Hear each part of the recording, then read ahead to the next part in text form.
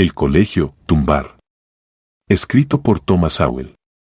Dunbar IDDC se mostró orgulloso ante la política. Hace 100 años, el 2 de octubre de 1916, se inauguró en Washington, D.C., un nuevo edificio de escuela secundaria pública para jóvenes negros, que recibió su nombre del poeta negro Paul Laurence Dunbar. Su historia es una historia inspiradora en muchos sentidos y espantosa en muchos otros. Antes de 1916, la misma escuela secundaria había existido con otros nombres, ubicada en otros edificios y con un historial académico notable. En 1899, cuando se llamaba M Street School, se administró una prueba en las 4 escuelas secundarias públicas académicas de Washington, 3 para blancos y 1 para negros. La escuela secundaria negra obtuvo una puntuación más alta que 2 de las 3 escuelas secundarias blancas. Hoy en día, se consideraría una utopía incluso establecer eso como una meta, y mucho menos esperar que suceda. La escuela M Street no tenía ninguno de los 2 llamados requisitos previos para una educación de calidad. No había diversidad. Fue una escuela solo para negros desde sus comienzos y durante su vida como una institución de alta calidad bajo el nombre de Dunbar High School. Pero sus días como institución de alta calidad terminaron abruptamente a mediados de la década de 1950. Después de eso, se convirtió en otra escuela del gueto fracasada. El otro llamado requisito previo, del que carecía la escuela de la calle M, era un edificio adecuado. Su alumnado era un 50% más grande que la capacidad del edificio, un hecho que finalmente condujo al nuevo edificio de la escuela secundaria Dunbar. Pero sus estudiantes sobresalieron incluso en su edificio abarrotado. Algunos estudiantes de M Street School comenzaron a asistir a algunas de las principales universidades del país a fines del siglo XIX. El primero de sus graduados en ir a Harvard lo hizo en 1903.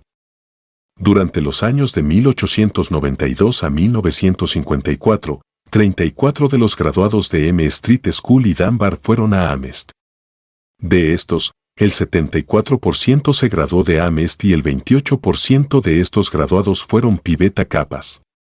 Otros graduados de M Street High School y Dunbar se convirtieron en Pi Beta Kappas en Harvard, Yale, Dartmouth y otras instituciones de élite. Los graduados de esta misma escuela secundaria fueron pioneros como los primeros negros en muchos lugares. Estos incluyeron al primer hombre negro en graduarse de la Academia Naval, la primera mujer negra en recibir un doctorado de una institución estadounidense, el primer juez federal negro, el primer general negro, el primer miembro del gabinete negro y, entre otros notables, un médico, quien adquirió renombre internacional por su trabajo pionero en el desarrollo del uso del plasma sanguíneo. ¿Cómo pudo todo esto llegar a un abrupto final en la década de 1950? Como muchos otros desastres, comenzó con buenas intenciones y suposiciones arbitrarias. Cuando el presidente del Tribunal Supremo, Earl Warren, declaró en el caso histórico de 1954 de Brown v. Board of Education que las escuelas racialmente separadas eran inherentemente desiguales, Dunbar High School fue una refutación viviente de esa suposición. Y estaba a poca distancia de la Corte Suprema. Un porcentaje más alto de graduados de Dunbar fue a la universidad que el porcentaje de cualquier escuela secundaria pública blanca en Washington. Pero, ¿qué importan los hechos cuando hay una retórica embriagadora y un celo de cruzada? No hay duda de que las escuelas segregadas racialmente en el sur proporcionaron una educación inadecuada para los negros. Pero la suposición de que la integración racial será la respuesta condujo a años de polarización racial y agitación por el transporte escolar, con poca o ninguna mejora educativa.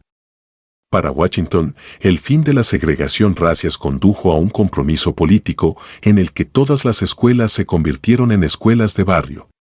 Dunbar, que había estado aceptando estudiantes negros destacados de cualquier parte de la ciudad, ahora solo podía aceptar estudiantes del barrio del gueto en el que estaba ubicado. Prácticamente de la noche a la mañana, Dunbar se convirtió en una típica escuela de gueto. A medida que los estudiantes desmotivados, rebeldes y disruptivos llegaban en masa, los maestros de Dunbar comenzaron a mudarse y muchos se jubilaron. Más de 80 años de excelencia académica simplemente se desvanecieron en el aire. Nadie, blanco o negro, montó una oposición seria. Integración fue el grito del momento y ahogó todo lo demás. Eso es lo que pasa en la política. Hoy en día hay un nuevo edificio de la escuela secundaria Dunbar que cuesta más de 100 millones de pesos. Pero sus graduados van a la universidad a solo la mitad de la tasa de graduados de Dunbar en tiempos anteriores y más pobres. La política puede brindar favores costosos, incluso cuando no puede brindar una educación de calidad.